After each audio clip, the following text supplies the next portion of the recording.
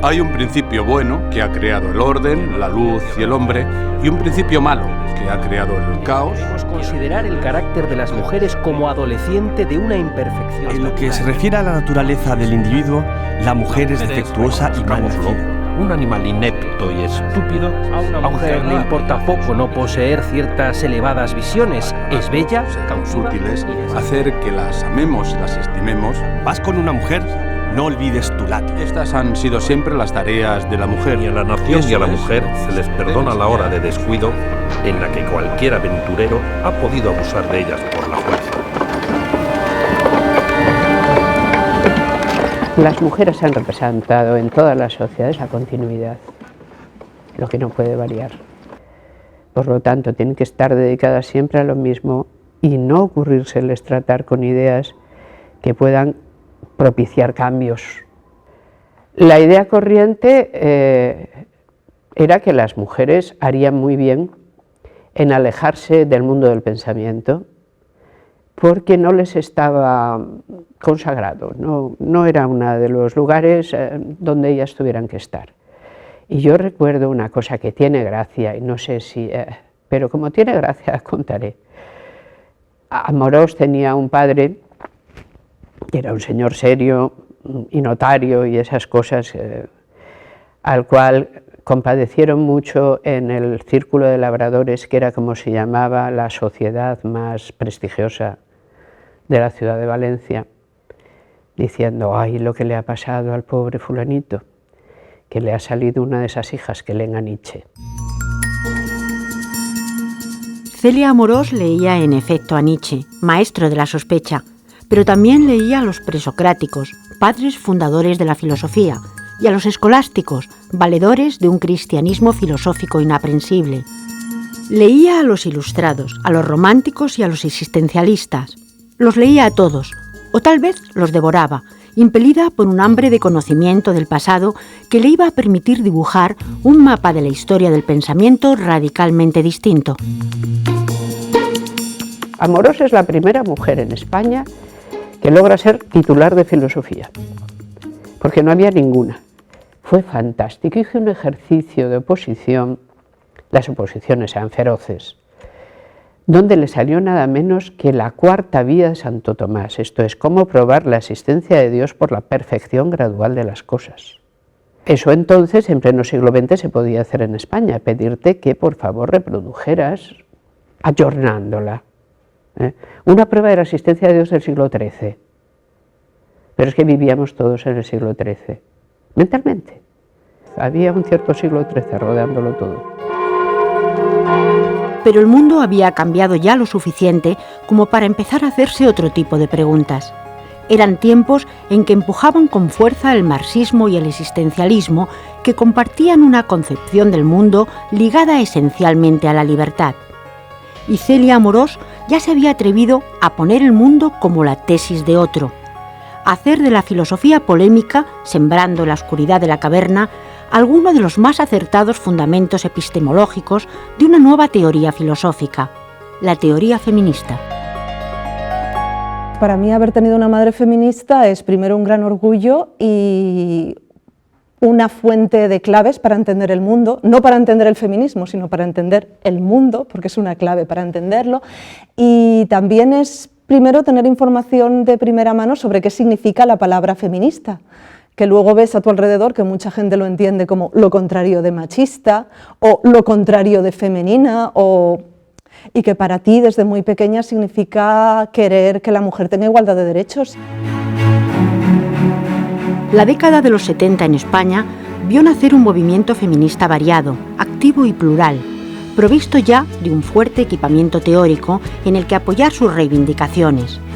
La gran Simone de Beauvoir había radicalizado las consignas sufragistas al escribir: la mujer no nace, se hace, poniendo una viga maestra en la conceptualización de la teoría feminista.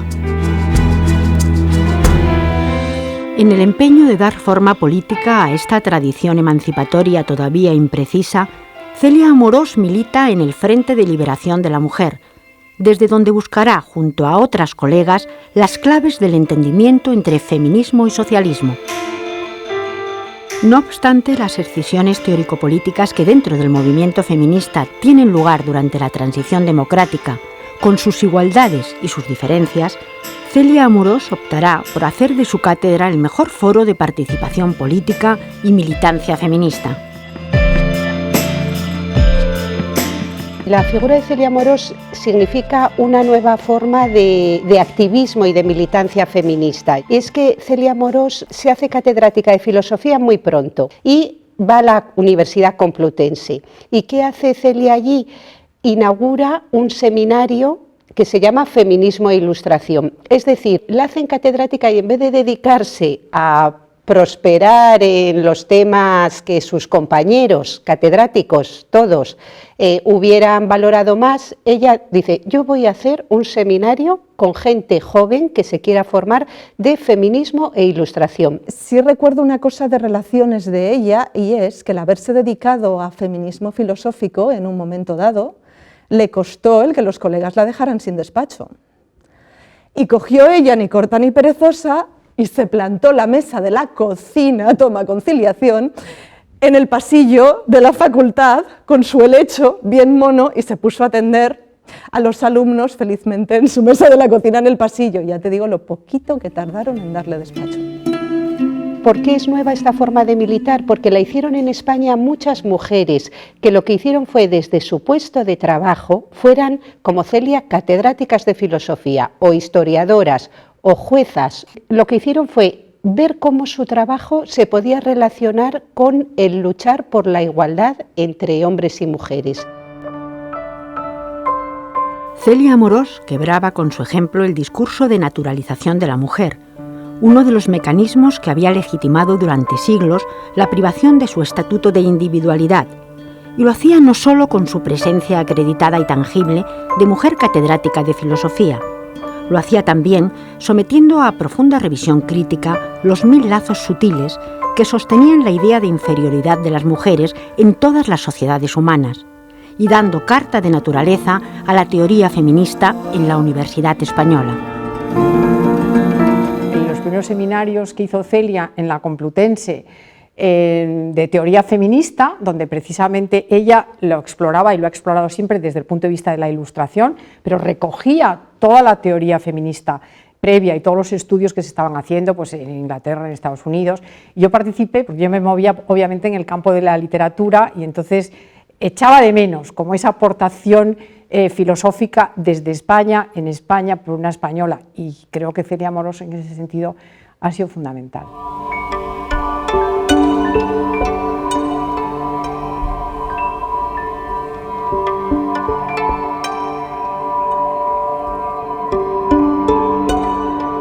Hasta Celia Amorós sabíamos que la ilustración era el momento realmente en que emerge nuestro mundo y que las libertades de las mujeres, que ahora algunas ya tenemos, y bien buenas que son, estaban siendo justificadas y debatidas en ese momento, lo sabíamos, era fantástico. Eso fue un trabajo constante de una década completa, de entender por qué somos como somos, de dónde venimos inmediatamente y lo que el debate feminista ha representado para el cambio social enorme que nuestra sociedad ahora habita, conociendo a la perfección las ideas, las fuentes de las que salían, cómo se argumentaban, cuál era el debate, cómo había variado, qué salió después. Perfecto. De tal manera que nada tiene de extraño que nos reclamemos muchas de tenerla como maestra, porque lo es. Ha sido una maestra de pensamiento. Guiada por la intuición de que el omnipresente discurso patriarcal ha cometido pecados de acción, pero también de omisión, Celia Amorós rastrea las huellas de un discurso feminista silenciado, incluso por los grandes representantes de la modernidad ilustrada. Los textos de Poulain de la Barre, Olympia de Gouges y Mary Wollstonecraft son buena muestra de cómo la polémica entre los sexos se había suscitado ya en el siglo XVIII de forma mucho más contundente que lo que la historia oficial nos ha contado. La ilustración es un momento de la historia de la humanidad en que los grandes filósofos deciden que que basta ya de guiar la mente y la acción humana por las tradiciones, las religiones, por la herencia recibida, que la razón es una facultad que puede someter a crítica tanto en su dimensión teórica como en su dimensión práctica como moral, puede someter a crítica todas las instituciones. Pero ¿qué sucede? Que los mismos filósofos que estaban sometiendo todas las instituciones y las ideas al tribunal crítico de la razón van a defender que todos los hombres nacen libres e iguales, por tanto todos tenemos que tener los mismos derechos, pero cuando llegan las mujeres se para y dice que quede claro que las mujeres no son hombres, son mujeres y esto para ellas no vale. La crítica que le hace el feminismo a la Ilustración es la prueba de esa falta de culminación, de esa incompletitud, diríamos, del proyecto ilustrado. De hecho, Celia tiene un artículo que tiene un título muy divertido, muy gracioso, que es El feminismo, el pepito grillo de la Ilustración. Y a mí me gusta mucho porque denuncia cómo la Ilustración, que reconocía la capacidad de conocimiento, la capacidad de la razón en todo ser humano, sin embargo excluyó de ese ser humano a las mujeres. El famoso sapere aude de Kant no pretendía, ni por descuido, dar alcance a esa mitad femenina de la humanidad, naturalmente relegada a la oscuridad de la vida doméstica. La tributada crítica de la razón pura, que se atrevía a examinar las bases del conocimiento humano y a crear una epistemología propia, albergaba hondas lagunas conceptuales y analíticas que Celia Amorós puso bajo la luz, haciendo crítica de la crítica y radicalizando hasta sus últimas consecuencias el pensamiento ilustrado. El feminismo no se había puesto a estudiar la razón, el pensamiento en su dimensión patriarcal. Entonces, que Celia, lo primero, que ella tenga, digamos, el descaro, el empoderamiento de entroncar con Kant.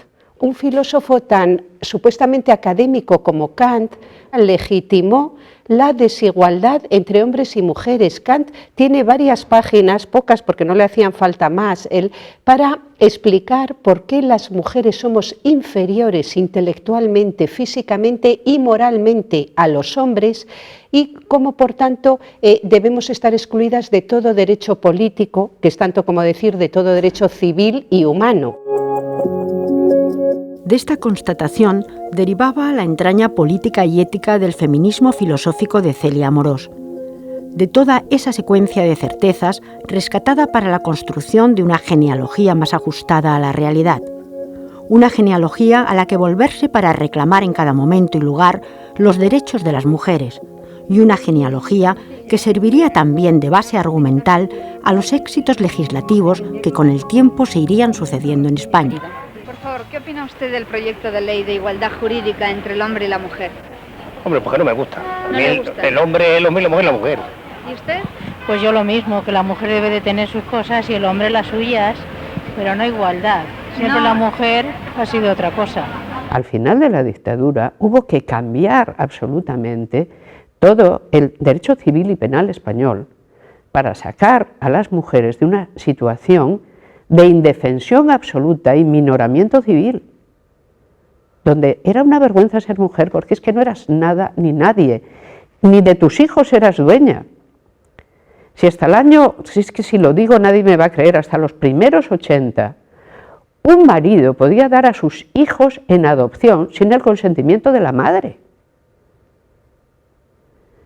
Eso fue un enorme trabajo, pero un trabajo se facilita mucho cuando se tiene razón.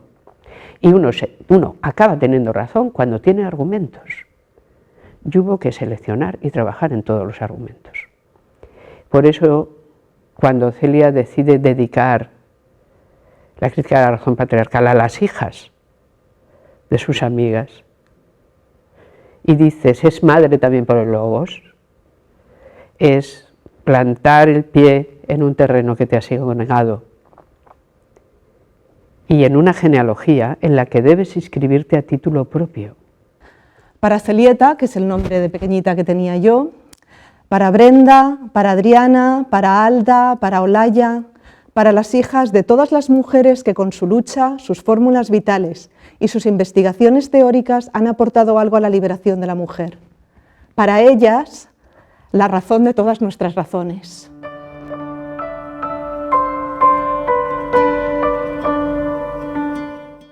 Lo que mi madre está transmitiendo ahí es que si nosotras somos la razón de todas esas razones, con cada palabra que está escribiendo, está transmitiendo, está siendo madre, está transmitiendo logos y está siendo madre. Y eso es lo que ella ha escrito, que en el orden patriarcal los hombres transmiten logo, las mujeres como madre cuidan la vida pero no transmiten logos. Entonces aquí ella, menuda transmisión de logos, y en ese sentido, claro que esto supone una carga, pero yo me doy por maternadísima.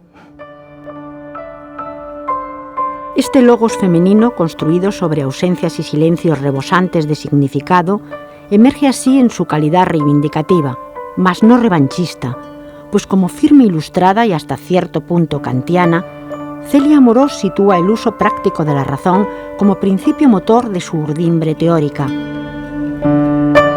De esta forma, las grandes abstracciones de la Ilustración, individuo, sujeto, ciudadano, grandes por su aspiración universalizadora, solo serán realizables, auténticamente ilustradas, abriendo a las mujeres el reino de lo genéricamente humano. Precisamente por este énfasis que ella pone en la ilustración y en la mujer como sujeto ilustrado, reivindica aquello que se nos ha denegado casi siempre, que es, como decía, la capacidad de pensamiento creativo, productivo. Las mujeres lo único que reivindican es que se les reconozca una capacidad de pensamiento, que se les proporcione los medios de desarrollar el pensamiento, y las mujeres han demostrado que una vez que han accedido libremente a todos los campos del saber, sin límites, han hecho aportaciones importantes tanto al campo de la filosofía como al campo de la ciencia, como a cualquier campo, con muchísimas dificultades, porque han tenido muchísimos obstáculos para entrar en círculos muy cerrados y porque además han tenido que compatibilizar una vida familiar que no ha ayudado nada en que la mujer tuviera tiempo y tuviera disponibilidad y tuviera las mismas facilidades de las que disfrutan los hombres.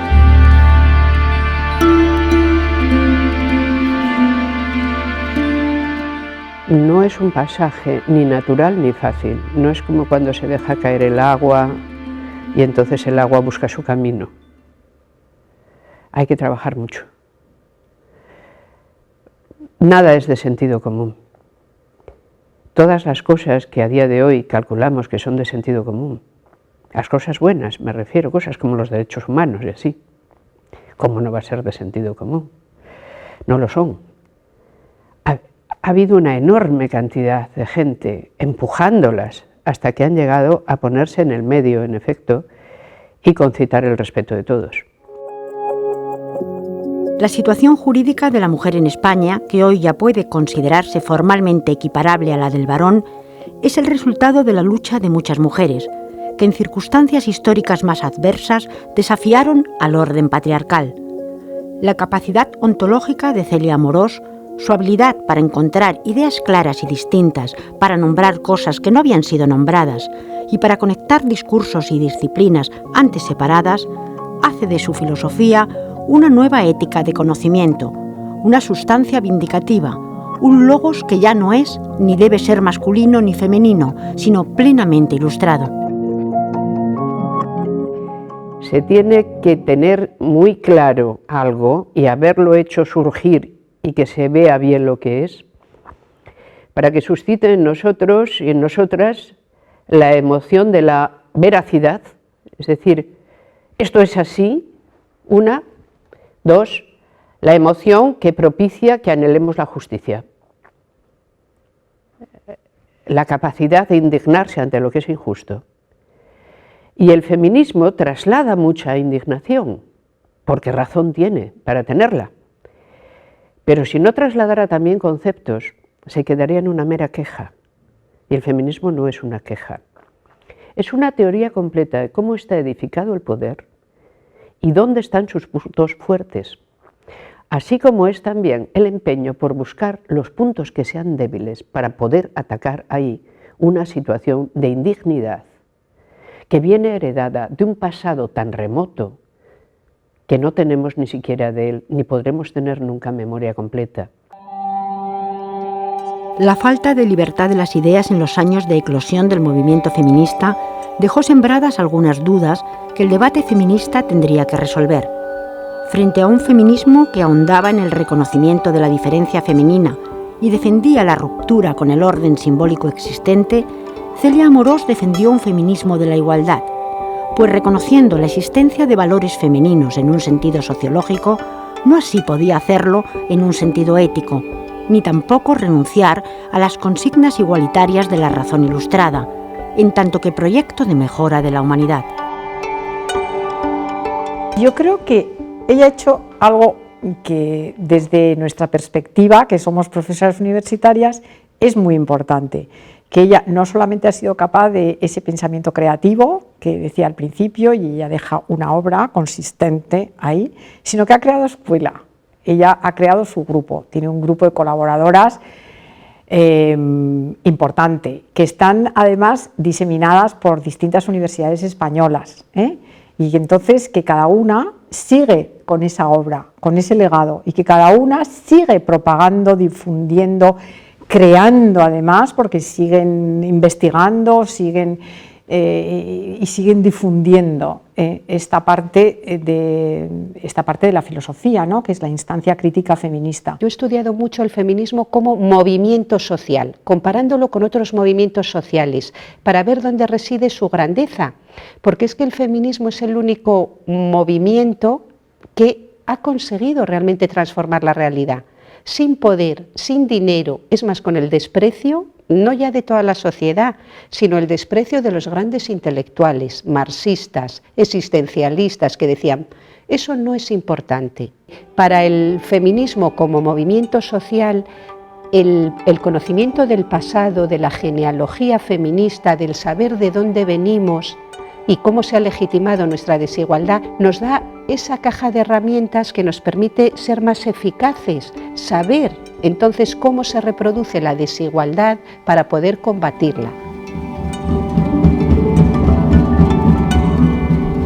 Como afirma Celia Amorós, el sistema patriarcal es como la hidra de la mitología griega, que regeneraba dos cabezas por cada una que le era cortada.